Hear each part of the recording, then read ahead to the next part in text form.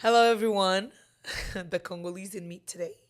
If you know, you know. Anyways, welcome back to the Rooted Women Pod, where we talk faith, womanhood, marriage, and just everything that helps us stay grounded and aligned with God.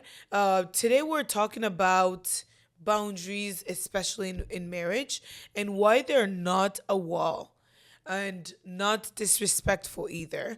They're just a form of wisdom. A lot of us grew up thinking boundaries are confrontation or pushing people away, but boundaries are really just clear expectations. Repeat after me, clear expectations that protect what God has given you. You are protecting your peace, you're protecting your energy, your marriage, and your purpose. And if I'm thinking of an easy, the definition of boundaries is that these are things that tell people what is and isn't okay. And they also tell me, as the person setting those boundaries, what I'm willing to reinforce as well.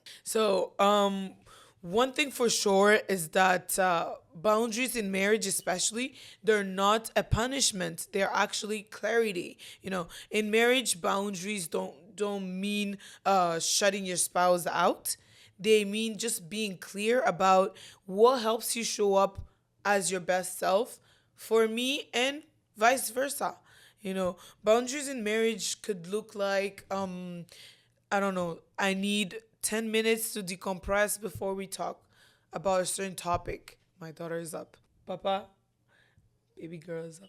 Or it also means let's not argue, past midnight, because then our batteries are low.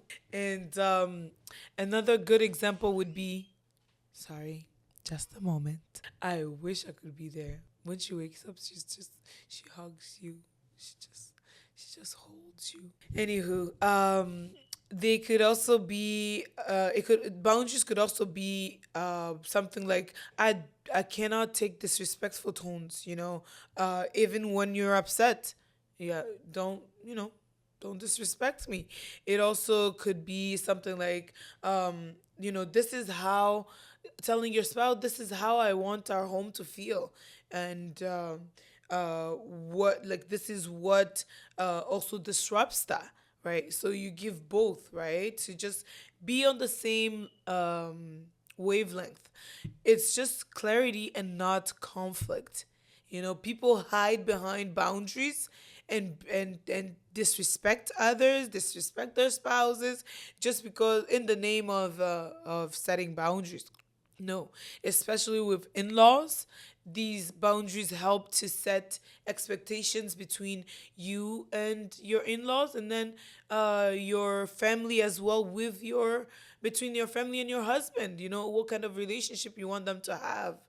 Um, Sorry about my voice. I think you can understand I'm sick a bit. But yeah, and another thing is that boundaries only work if I upload them. It's my responsibility to reinforce them kindly and consistently, because a boundary ignored once becomes an invitation to just, I guess, break them all. An easy way to reinforce the boundary would be something like, remember what we talked about. I just need a moment.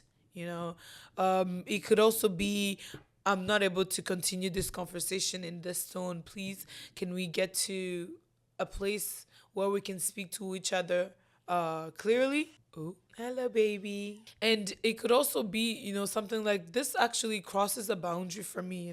Let's pause and reconvene later. It's not harsh, not emotional, just clear. There's also actually biblical wisdom around boundaries. In Proverbs 4, verse 23, it says, above all else, guard your heart, for everything you do flows from it.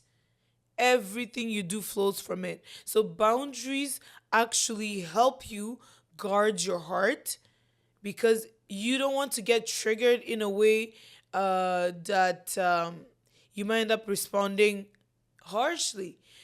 Guarding your heart isn't just about shutting people out. It's about making sure that you're stewarding your peace and your identity in Christ.